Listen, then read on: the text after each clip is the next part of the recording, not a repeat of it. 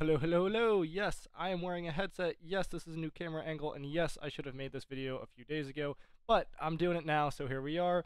This is update 1.0.71, Ode to Greece. It's introducing a new civilization, new commanders, finally an armament reroll system, and instead of me just reading off this patch notes, which I'm sure you've either read for yourself or watched a video on it already, we're going to go to the video, and we're just going to react to all the information from the devs itself. Let's hop into it.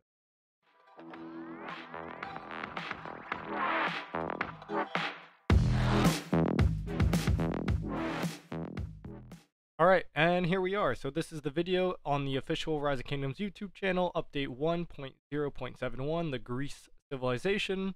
Let's hop into it. Greetings, governors or Yasu. Welcome back to another exciting update video. Please don't butcher the Greek language. I have, haven't I? But I will, for sure. thought I learned a thing or two now that I've got this new outfit. Please tell the governors what this costume is all about. Right, let me reintroduce myself. I'm Johnny, your friendly neighborhood Poseidon, the divine ruler of the seven seas and the master of all things exciting and epic in this realm that is Rise of Kingdoms. Hey governors, I'm a goose. You made me say all that. No way, I just got nut. All that. And Okay. You're just a goose. That was weird. As our mighty Poseidon you just mentioned, we have a lot of exciting updates to talk about today. We'll delve into the highly anticipated Greece civilization, related events, new commanders, new season of conquest story, optimizations Didn't on mention that. armaments, Pretty cool. and much more. Let's ride the waves, Bame. I swear to Athena, if you ever butcher another Greek word. Sparta will fall. All of Greece will fall. The Greece civilization is coming. After the update, you can change your civilization to Greece to experience this new civilization. Okay, so everybody knew that it was going to be the Greece civilization. I actually haven't seen the specific unit type or the stats mentioned yet. At this point, the word on the street was something like rally damage, infantry stats, plus, I don't know, something like maybe a training speed. I was thinking that there's no way that they're just going to give you 3 absolutely premium stats. You know, there's got to be like a gold gathering speed or like a hospital capacity or something in there. So what I kind of imagined is something maybe like a 3% troop health with like a 5% rally damage, something along those lines. But let's see what they have. Civilization features building architecture and special units. Let's check out the stats. The Greece civilization There it is. Okay, so I got to give a shout out to a lot of the content creators out there because I wasn't original when I said those things, right? I got a lot of my information from Chisgul, and I think he predicted 2 of these things. So infantry health by 5% is a lot, and rallied army damage by 5% is also a lot. That's obviously really good. Long story short, this is your new infantry rally civilization. I don't really know why they have stone gathering speed in there, but I do guess it's better than, I don't know, like resource production. Actually, I don't even know. But infantry doesn't even use stone, so that's kind of pointless. Anyway, who cares? It's a great rally civilization. Infantry needed that pretty increases badly. infantry health by 5%, rallied army damage by 5%, and stone gathering speed by 10%. The special unit for Greece is Argaraspati. They were elite soldiers who carried silver-plated shields. That's why their name means silver shields in ancient Greek. Here's a sneak peek of Okay. I mean, that's pretty good. They've got more attack and more health. I mean, they've got 5 more base health, 5 more base attack. March speed still pretty low. Load power all the same. That's pretty standard, I'd say. Obviously, it would be best if it was defense and health, but you can't be picky. Not really choosing this for the special unit. Also, I feel for her trying to pronounce that name. I'm not even going to try and pronounce the special unit, but I'm just going to call it the infantry special unit. how they look. A new civilization means new commanders. The starting commander for the Greek civilization is the father of Athens, Pericles. Joining with him is the king of Epirus, Pyrrhus. Pericles is an epic infantry commander who excels in garrison and support. His active skill gives the Okay, so these I have seen in a leak around the kingdom. I will say that the epic commander is very underwhelming. Granted, it is an epic commander, and I know the game, especially for infantry, is trying to shift towards the shielding meta. But this commander sucks. We're gonna go through all the skills really quick. The commander's But troops a shield with damage factor of 1000 for 3 seconds. The shield also increases the healing their troops receives by 15% and the march speed of... Okay. Alright, so we're just gonna mute this and then replay all these skills. But basically, this comes down to it's a really, really weak active skill. I don't really know why they would think that 1000 shield factor is enough. And this commander does do absolutely no healing at all. So its expertise is really, really awkward.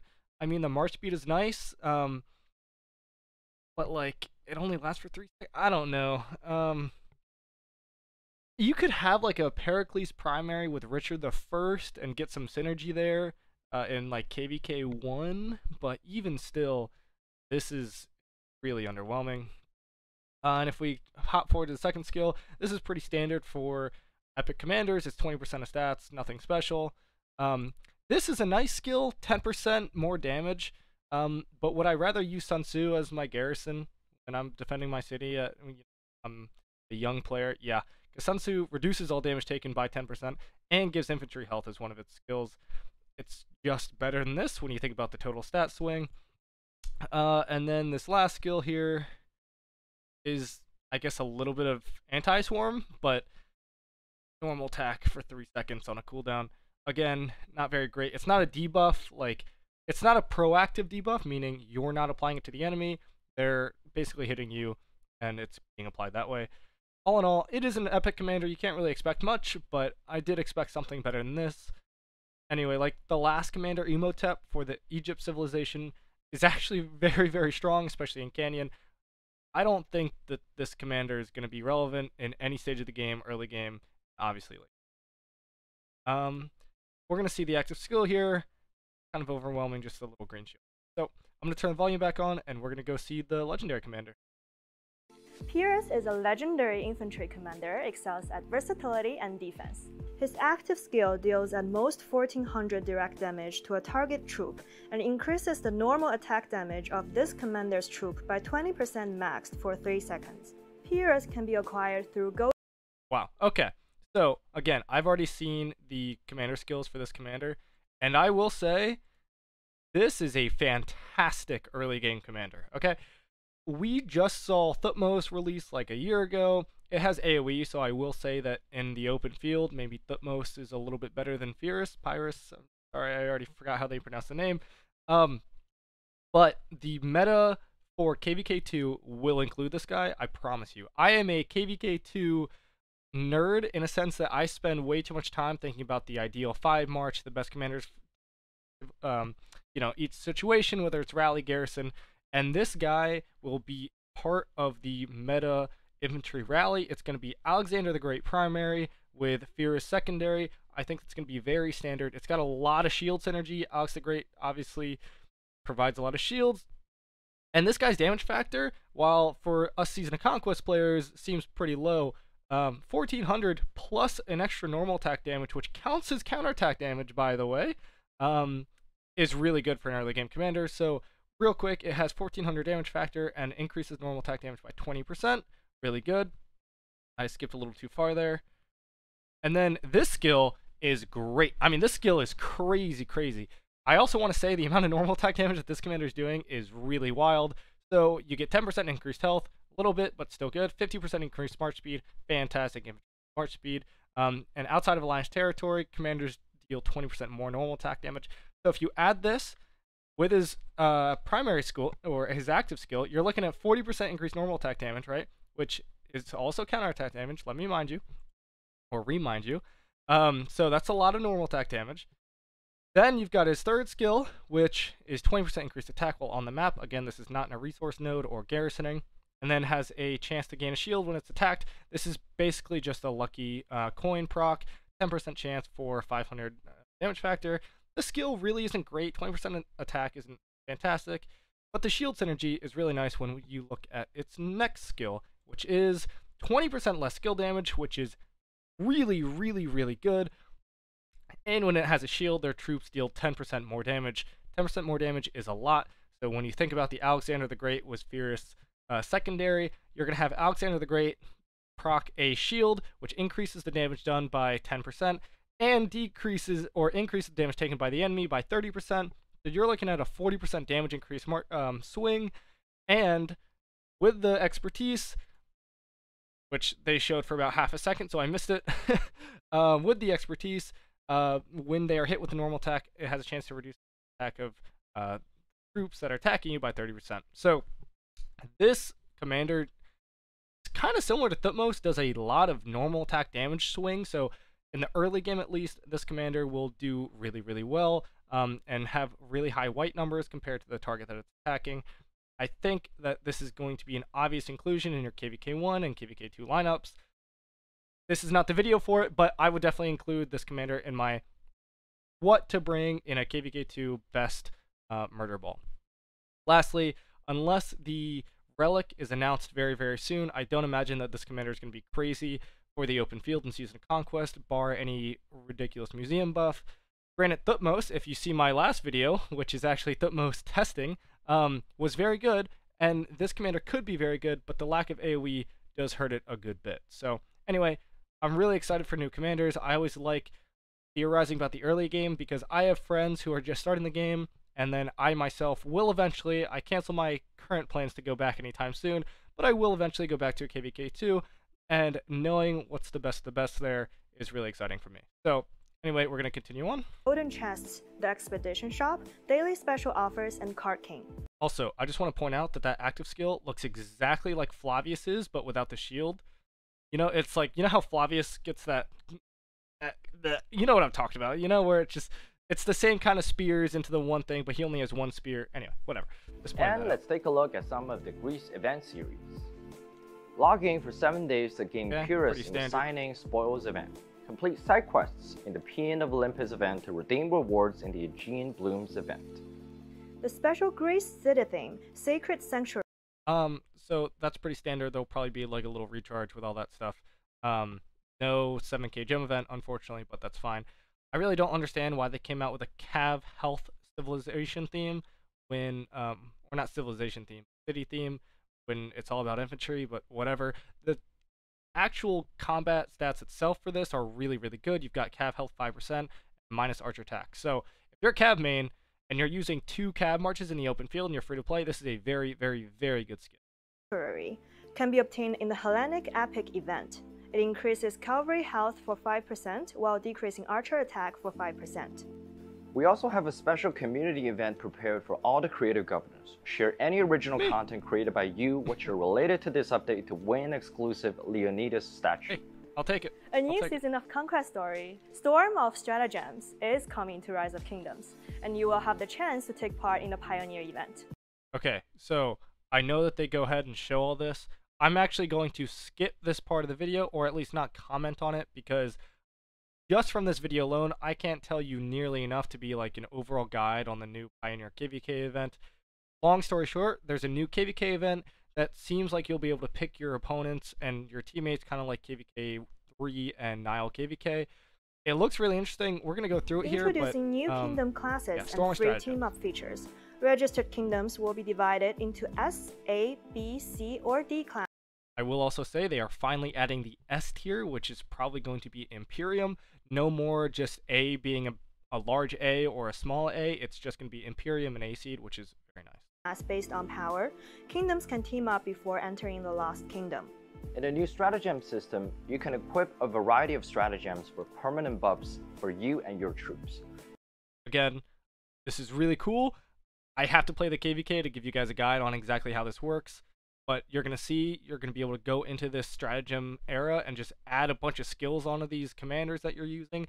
You're going to have like shielding skills for Guan. I'm sure you're going to have like active skill damage and procs and all that stuff. It's going to be really cool. There's not nearly enough information out for me to tell you all about it just yet. You can select from 5 different stratagem folios with different combinations of stratagem slots. There are 3 types of stratagems to choose from: leadership, warfare, and support. Stratagems must be. So just for an example, when one of your rallied or garrison troops in combat with an enemy troop, both your troops 1% more damage to each other after 20 seconds, up to 100%.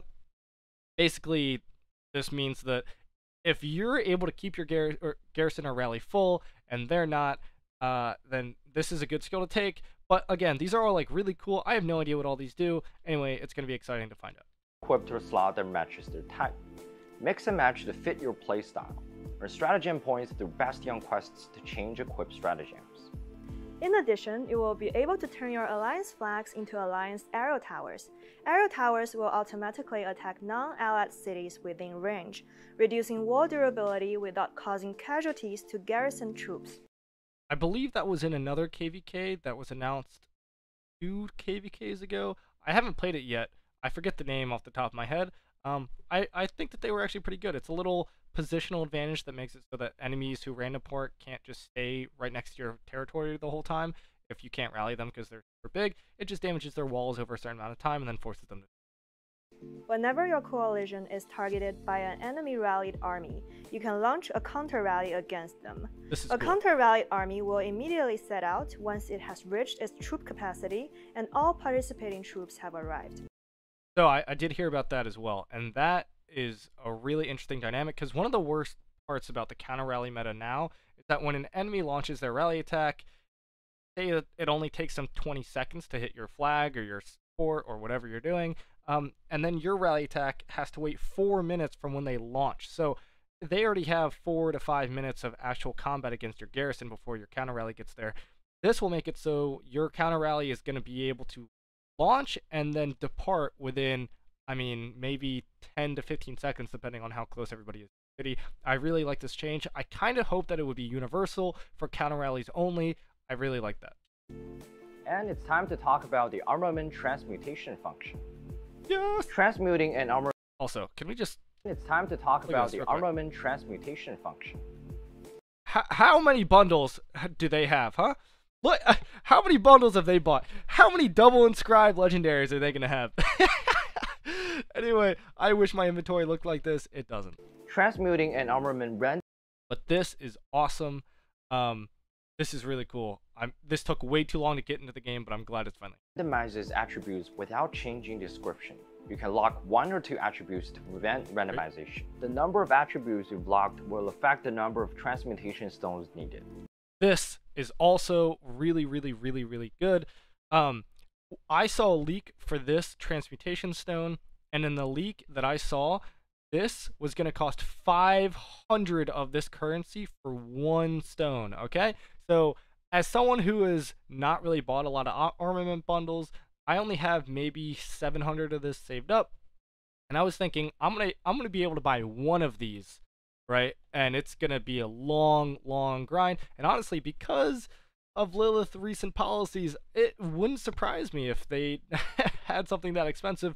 But when this came out and I saw that you could buy 15 a week for only 30, I was pleasantly surprised. I mean, you can only re-roll an armament 10 times, which they might mention here in this video, but I think that this is very, very, very good, and I can't wait for this. I have a boatload of armaments to re-roll, and I'm going to make a video out of that when I finally get my hand on some of these. You can acquire transmutation stones through the armament shop and events. Preview the new attributes before finishing transmuting. You may choose to revert back to the old attributes or keep the new ones. Tap Replace to override the armament's old attributes. Okay, I like how they re-roll a triple statted echelon formation one with that has all damage into siege unit health. Nobody would ever do that. Keep the all damage, please. But I do want to say that this transmute button, you see how it says 5 stones for 1 transmute?